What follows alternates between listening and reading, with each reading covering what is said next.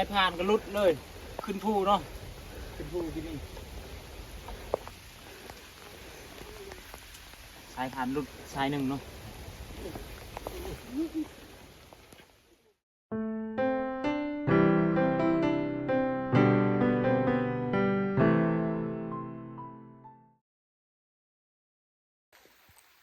เอากลับทักทายสบายดีพ่อแม่พี่น้องเนาะมื้อนี้ก็อยู่กับบอกคอนคือเก่าพี่น้องมื้อนี้มาคนเขาเด้อคนเขาหน้าเนาะฝนตกตลอดช่วงนี้มาคนเขาเมื่อตีเข้าเมื่อพาดเข้าอยู่เฮือนเนาะว่าสิพาดอยู่นี่แม่นบ่ได้ฝนตกพี่น้องเอ้ยเบิ่งนี่ตกตลอดเลยนี่เข้ากันอย่างตาเดียวนี่ซื่อ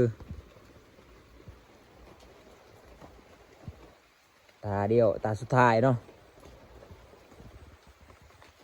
นี่พี่น้องที่แรกก็คิดว่าสิมาพาดเข่าอยู่นี่เนาะถือแพรบัตรถือยังมาข้างแน่สุดท้ายมันฝนตกฝนบ่หยุดจักเทื่อก็เลยสิหนขึ้นรถไทยเมื่อพาดอยู่เฮือนเอาเนาะเขาเปียกมาแล้ว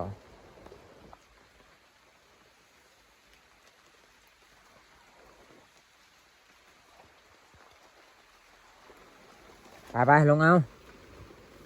อาสิเตรียมอยู่รถนี่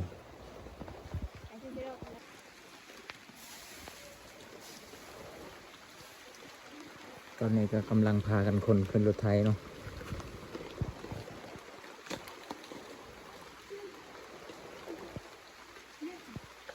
ตาเดียวนี่ซื่อๆพี่น้องเอ้ยแต่ว่าอุ้ยยากหลายฝนตกนี่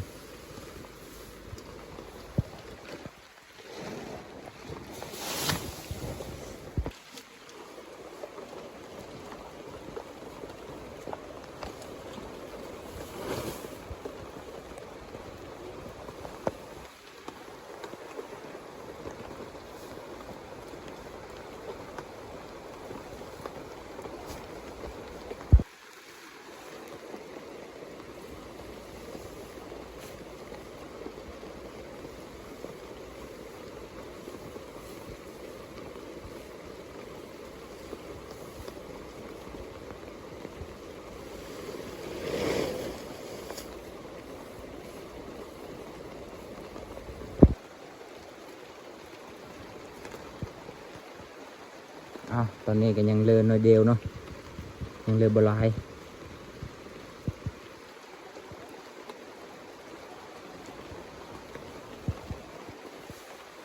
ประมาณคันรถไทยหนึ่งนี่แหละตาเดียวซื้อพี่น้องเอ้ย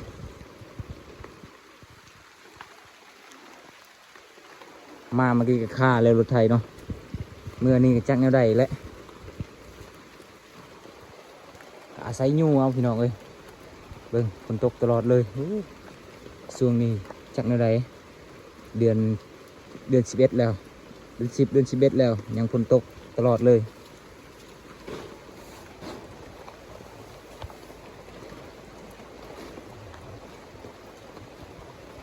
เฮ็ดหยังก็ลำบากโอ้ฝนตกนี่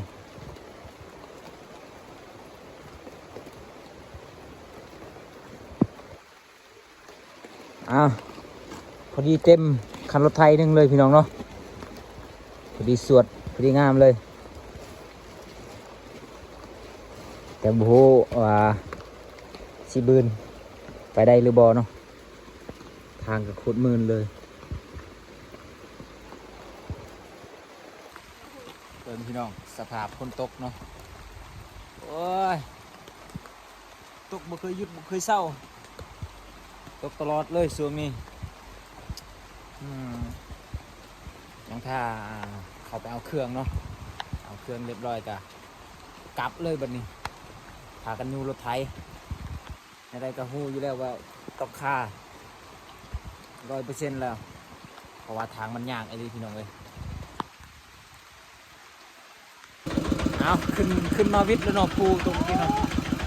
ขึ้นมาวิทย์แล้วยังต่อไปพี่น้องเมื่อกี้นี้บริถ่ายเนาะ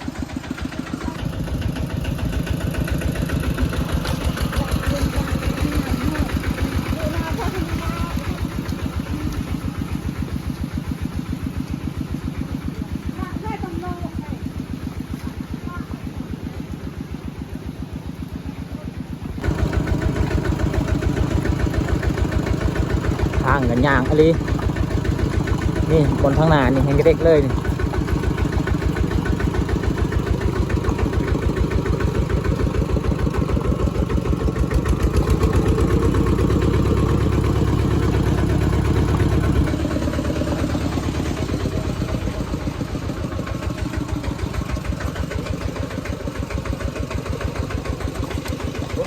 ตลอดเลยพี่น้องเลย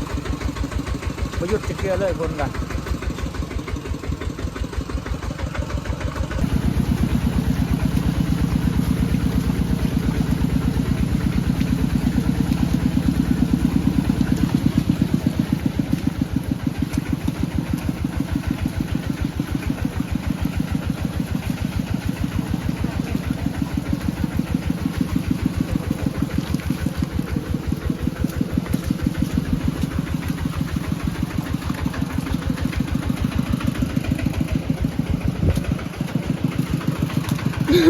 ไปเลยไปเลย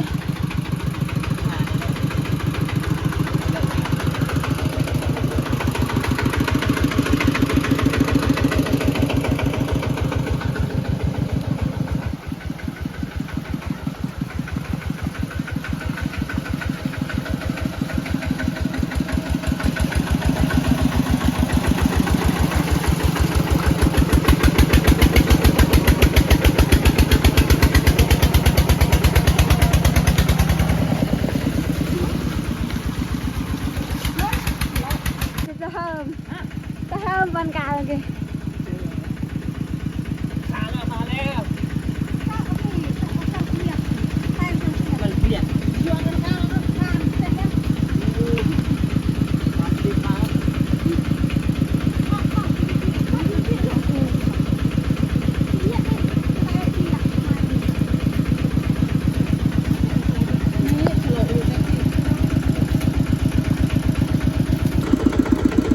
โอ้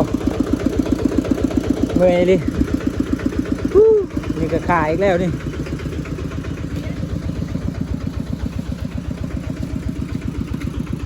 อาทิแน่น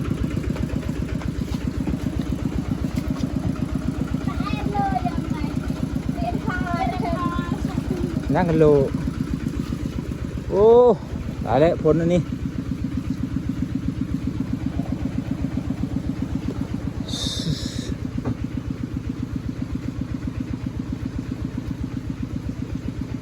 ถึงจะตายถึงเมื่อกี้นี่บ่ทันหดท้ายคลิปซ้ำเบิ้ล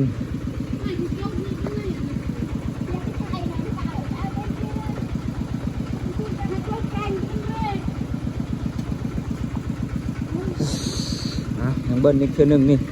ยังมีหลายบอลอยู่ที่ว่าทางมันล่มเนาะทางมันยากเนาะ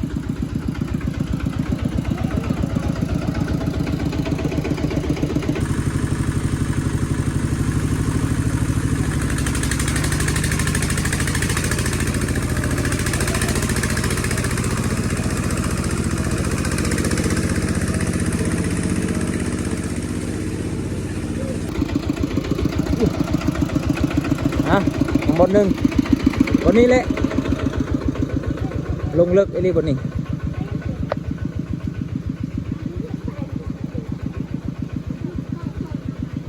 เจาะแปดนั่นสโลกครับแปดตะเจาะแปดปะหนึ่งยักรูดช่างกันนี่แหละนี่เป็นขึ้นมาโอ้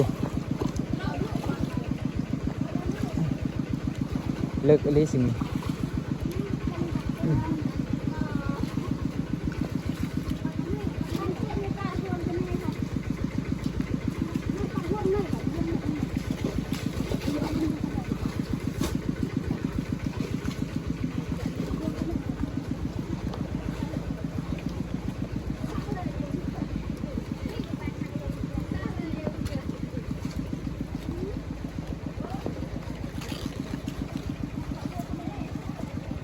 อ่ะลองเบิ่งบัดนี้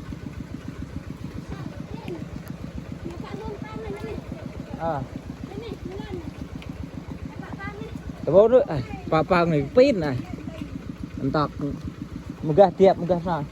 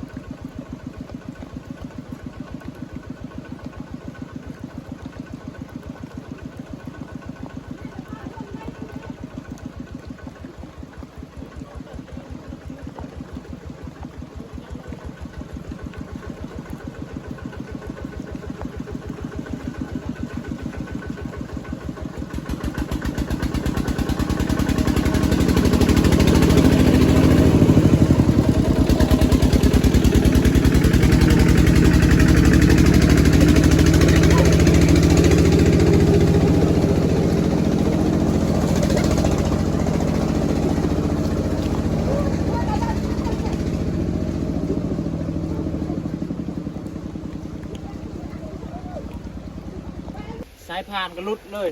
ขึ้นภูเนาะขึ้นภูที่นี่สายพานลุดสายหนึ่งเนาะ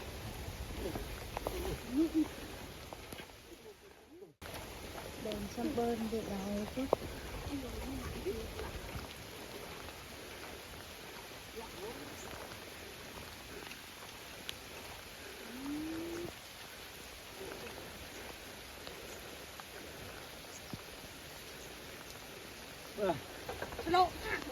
ฉันโลกในโยแล้วฉันโลกที่สิเรียกรถเปล่าทั้งนั้น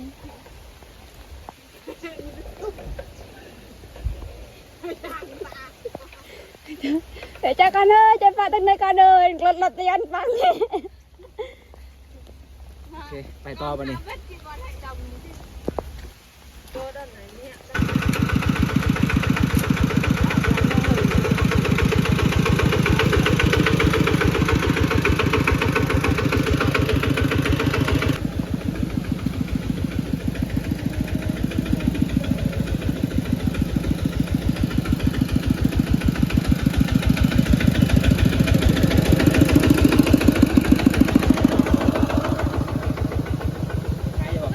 ไปเจาะเลย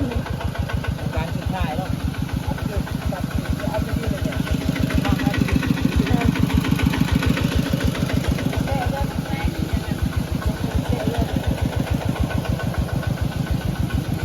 ไหนให้ใส่ไหนก็อันเก่านั่นเลยอันเก่าอยู่ก่อนที่ว่าสระยากันว่ะ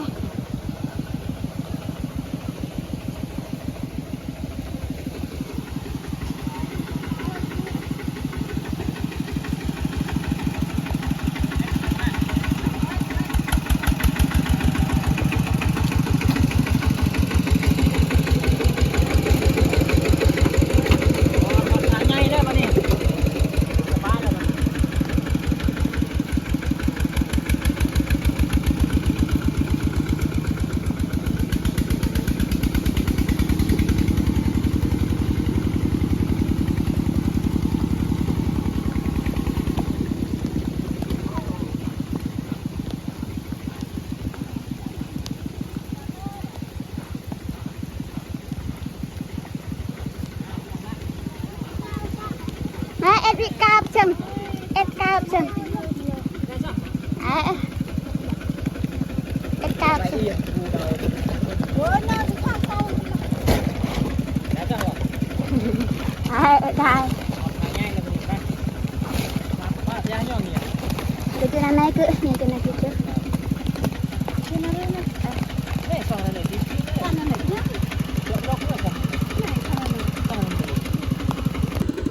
อ้าวหอดทางใหญ่เลยพี่น้องรีบแล้วบัดนี้เนาะนี่บอกให้ขี่รถไทยเขาเจ้าบุคีเนาะสิยางเมื่อยางขึ้นทางนี้หอดเทือนเลยเนาะแต่อีก2 คนกับยางตามทางใหญ่เนาะคิดว่าบลอดเนาะเกือบบลอดพี่น้องฝนตกอันนี้ก็ตกตลอดเลยนี่กันยังตก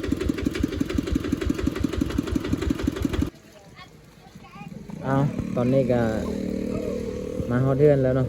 นี่ก็สิได้อาบน้ำอาบในก่อนเนาะพักผ่อนกินข้าวกินน้ำก่อนตอนแรงจังสิผาดต่อเนาะ